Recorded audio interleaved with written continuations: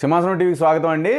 జగన్మోహన్ రెడ్డి వ్యవహారాన్ని అంటే వ్యవహార శైలిని మనం ముందే చెప్పాము. విషయం ఏంటంటే ప్రస్తుతం ఆయన బెంగళూరు కేంద్రంగా ఆంధ్ర రాజకీయాలు నడుపుతున్నారు. ఈ విషయాన్ని మనం ఇంతకుముందే ఒక వీడియోలో చెప్పాము. అదేంటంటే జగన్మోహన్ రెడ్డి గారు ఆంధ్రప్రదేశ్ కేంద్రంగా రాజకీయాలు చేయకపోవచ్చు.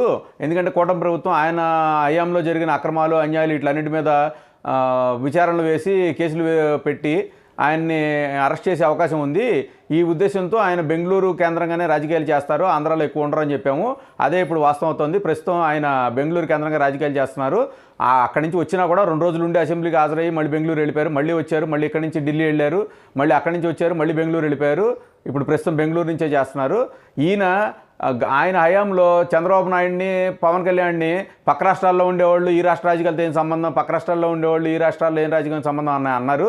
ఇప్పుడు ఈయనే పక్క రాష్ట్రం నుంచి ఆంధ్ర రాజకీయాలు చేస్తున్నారు. ఇది ఎంతవరకు కరెక్టో ఆయన ఊహించుకోవాలి.